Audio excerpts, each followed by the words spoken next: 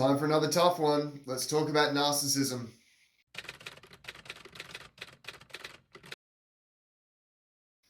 Let's start at the beginning. We've got two kinds of narcissists. First kind we've got are our overt narcissist. That's our classic narcissist. They want to act as great as they can. They want to bring this false image to the world. They want to pretend that they're better than everybody else and treat everybody else like peons. But there's a second kind. The second kind of narcissist is our covert narcissist. They're going to do everything they can to play the victim. That's how they're going to get their attention, their supply, their way in the world. They're going to use, both of these people are going to use their tactics to get what they want, to manipulate, to control, to basically use people like a human battery. Let's break that down some more. First of all, both of these kinds are about themselves. Our overt narcissist is selfish. They're going to do everything they can, like I said, to make themselves look important. It's going to be all about them. They're going to do everything they can to keep that spotlight. Our covert narcissist, they're going to seem selfless, but really the whole thing is still going to be just selfishness. They're going to do everything they can, like I said, to look like a victim and to get that attention that way. They're going to almost manufacture bad circumstances around themselves and play up any negativity they can to just drain people of their energy, of their time, and of that attention. Where are we?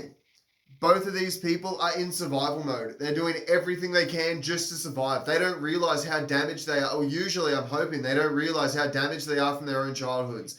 They're basically trapped in a shell, in a chrysalis, in a cocoon.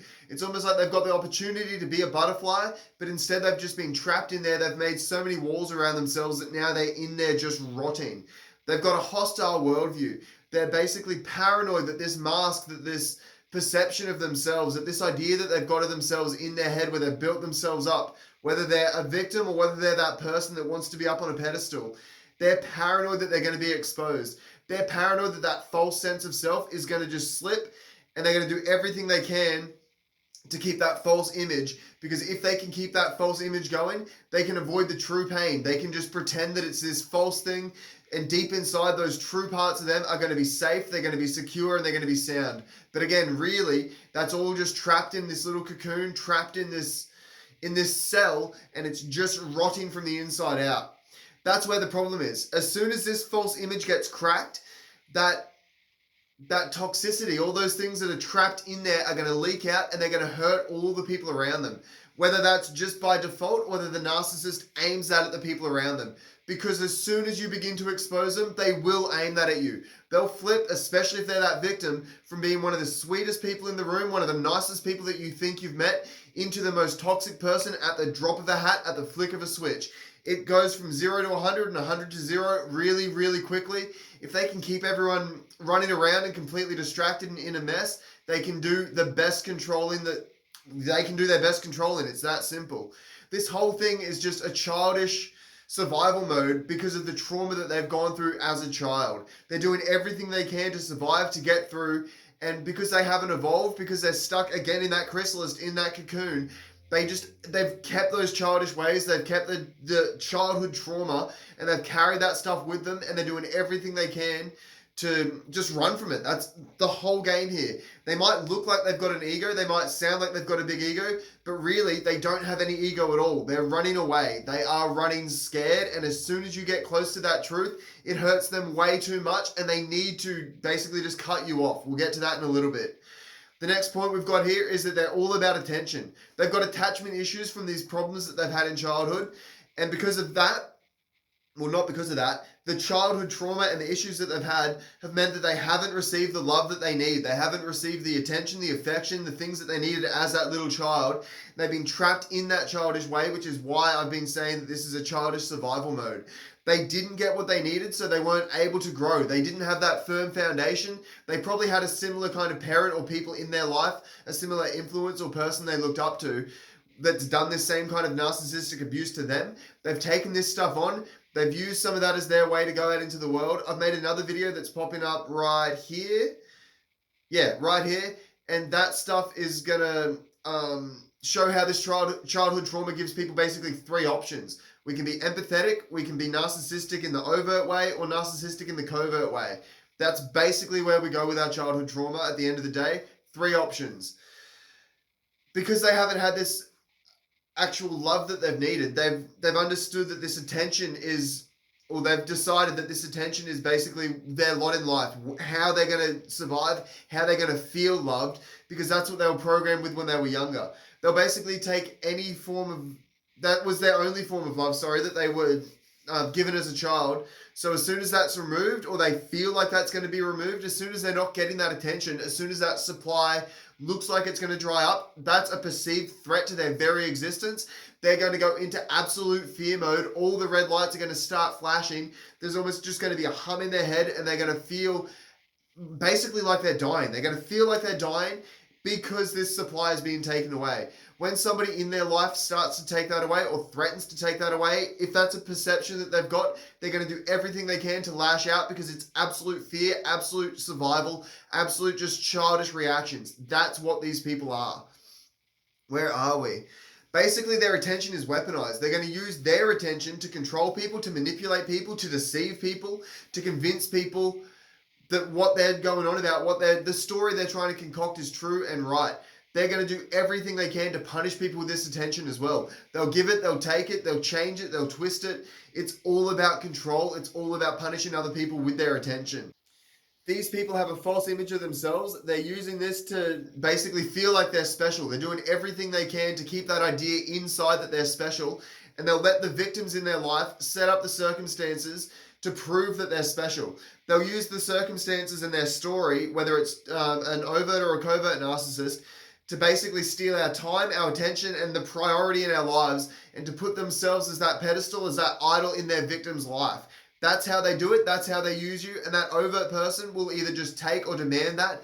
The covert person will just set up these circumstances and make their victim, their battery, their supply feel bad for them. And that's how they'll be able to control. That's how they'll be able to manipulate. Both of these kinds do our third point here. They use their affection just like they use their attention. Unfortunately, we're in a world where we're conditioned with all of the, let's call it how it is, with all of the pornographic garbage that we've got in our world, with all of the way that that is used in our advertising, in just every part of life. The fact that most of us are programmed to seek out that kind of attention now because that's what we've been feeding ourselves on for years. They will use their sexuality, and we're programmed to literally lock into that kind of sexuality. It's a void and an empty sexuality because it's not connected to anything real. It's all a fake affection. It's not actually connected to who they truly are, because that's what they're masking. That's what they're running away from. So if we're preconditioned to be going after this kind of person, then these narcissistic people are just thriving right now because everybody's looking for this kind of robotic sexuality. And that's exactly what these people are. They use that affection to draw the people in, to keep the people in. Their sexuality and their care is used to manipulate, to control, and basically to dominate people. They use their lust to get one over on everybody else, and from there, they'll seem submissive. They'll seem like they're not doing these things to get every little bit of information out. They'll pry, they'll try everything they can to get those bits and pieces out. If they can make themselves that fantasy that anybody has, if we're going to give up that information, they're going to do everything they can to become that, to look like that, to mask that, and to project that back at the person so that they get an even better supply from the people that are becoming their victims. They are just out to use you. That's just exactly what they do. They'll set up their appearance, they'll even mold their self-beliefs to copy your self-beliefs, and they'll pride themselves on their sexual prowess. They'll use all of these different bits and pieces to just, again, control, to dominate, to just be the one on top.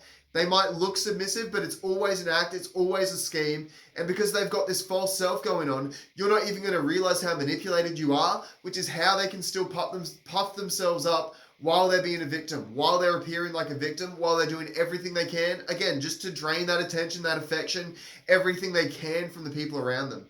Basically, they have this perfect storm of attention and affection, and it causes that perfect trap. Add in a little bit of drama and you've got a whirlwind, and these people are going to stay there giving them everything that they can, giving, while they just take, bringing nothing to the table. It's all just a farce. It's all just an act. They're stuck in that tank, rotting from the inside, and eventually, like I said just before, that's going to crack and leak out and hurt the people around them.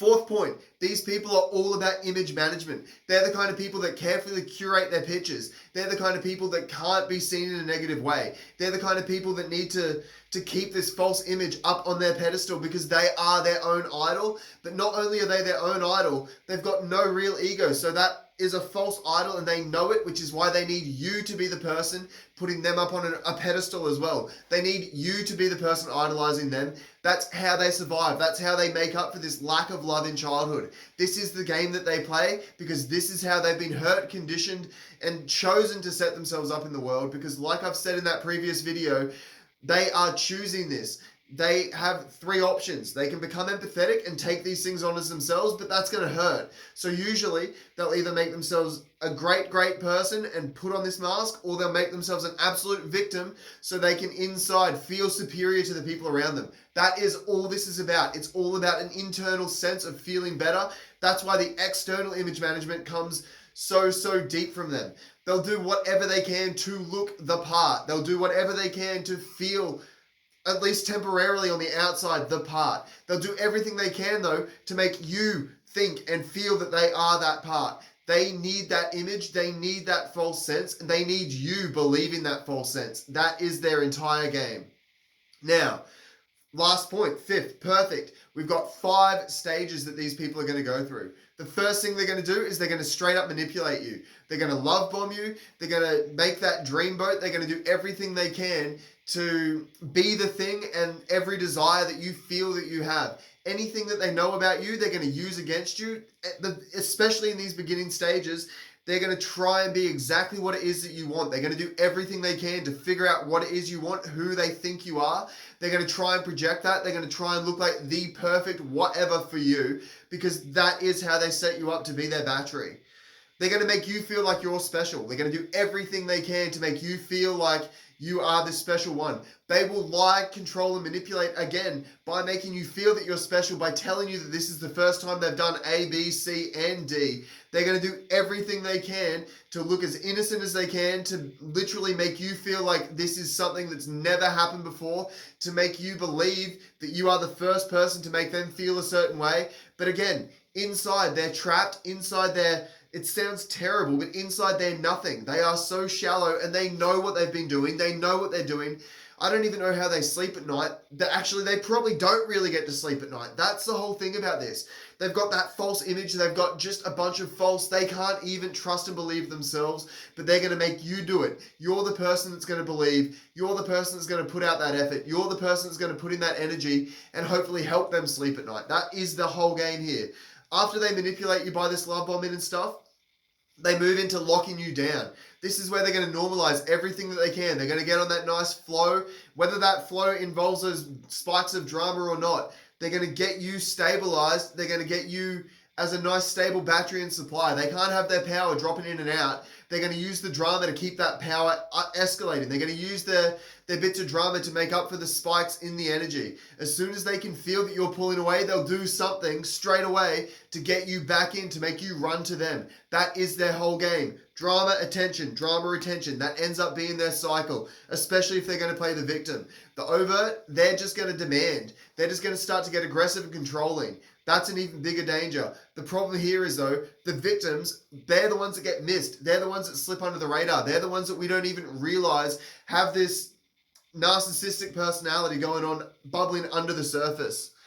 They're going to end up with a false calm. You're not even going to realize a lot of these spikes, because to you it's going to feel stable and normal. That's why this stage is their lockdown and their normalized stage.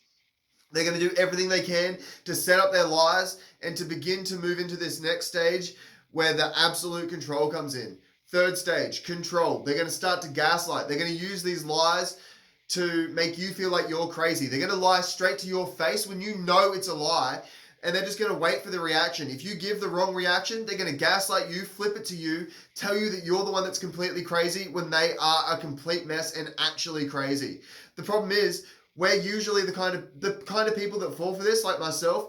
We're usually the kind of people that are codependent ourselves because of someone in our life that's been codependent with us.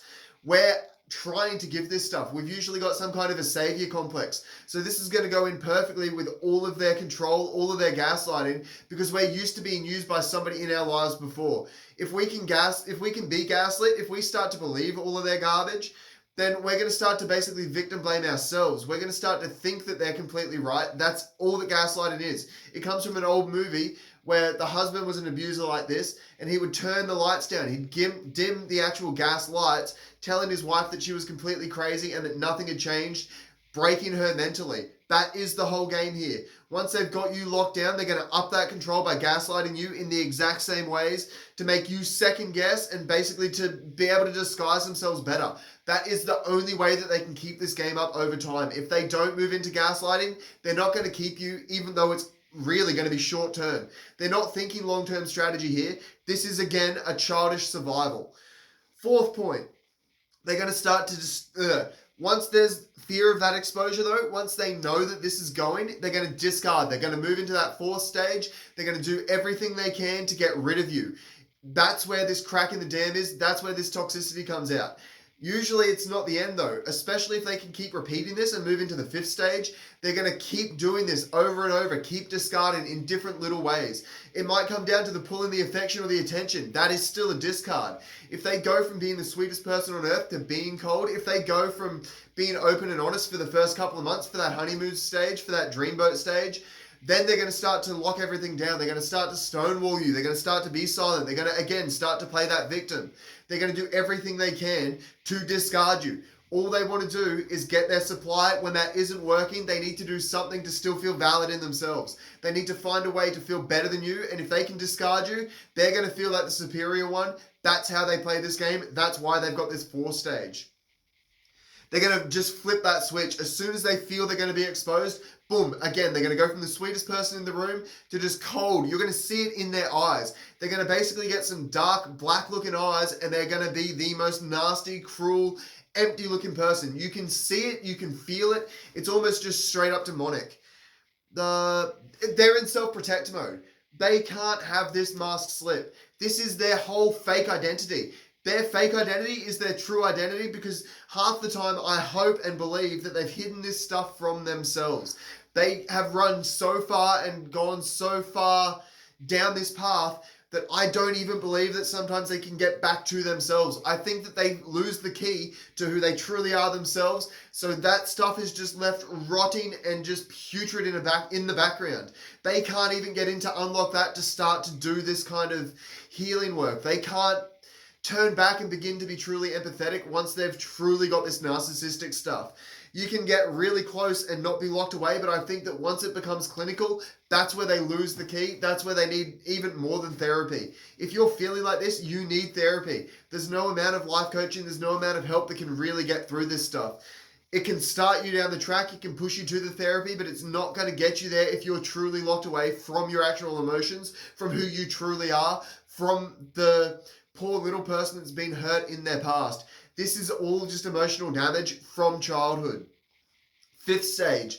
Once they discard, this is where it gets the most pernicious, the worst, the most abusive, really. They're going to go from discard to hoovering people back. Discard, hoover you back. They're going to do everything they can to discard and then to get that attention back. If they can push you away, if they can make you feel worthless and then get you to come back and love them, to get you to come back and care about them again, they're going to be thrilled and over the moon. That is absolute control and domination. If they can push you away and pull you back and push you away and pull you back, good. If they can treat you like absolute dirt, throw accusations at you, get you treated like keep treating you like absolute garbage, and then have you still come back, if they can ignore you, push you away, make you wait for messages, make you wait for attention, make you wait for that affection, and then still get you coming back to them and apologizing to them, even better, they are going to love that. They're going to thrive on that. They're going to be able to go months, maybe even years, just waiting to find that next pure and, well, not pure, but that next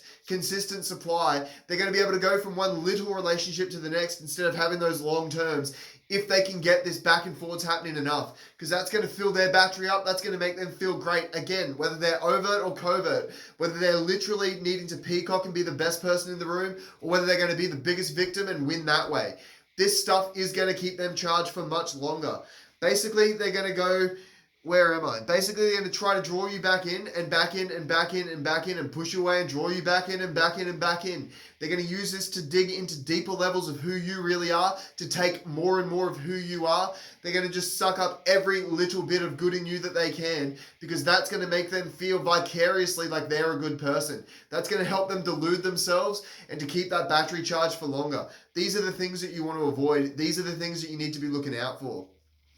I've got a video popping up right now that's talking about protecting yourself in relationships. That's a bit of a start. That's one way to start to, if you're in the middle of this stuff, to try and keep things going a little bit more smoothly, to not keep losing parts of yourself. Unfortunately, that's not going to work long term, full stop. Eventually, you need to get yourself to a point where you can get out. I should have added this at the beginning, that if any of this stuff is violent, if any of this stuff is actually really messing with your mental health, not only do you need to get out straight away, but you need to get out smart. You need to find some real therapy. You need to find some real help. If this stuff is actually damaging you, actually hurting you, if you are so far locked into this stuff that it's not easy for you to just rip that stuff apart, if you think that there's going to be a problem when you leave them, you need to go and make a massive plan with a professional. There is no level of help that's going to help you once this stuff gets truly abusive, especially if you're not seeing it for a very long time. If this stuff is just something kind of starting, if you're a strong person, if you want more help with this stuff, people like me are here for you. We will help you through this stuff. There's just different levels. Again, it's all about your safety. If there's an actual chance of true lasting damage, you need a professional. Other than that, you've got this. You can keep moving. You can keep thriving. You can keep working on your own mental, your own heart, your own true and pure intentions. You can do this. You've got this. Good luck. It's a tough one.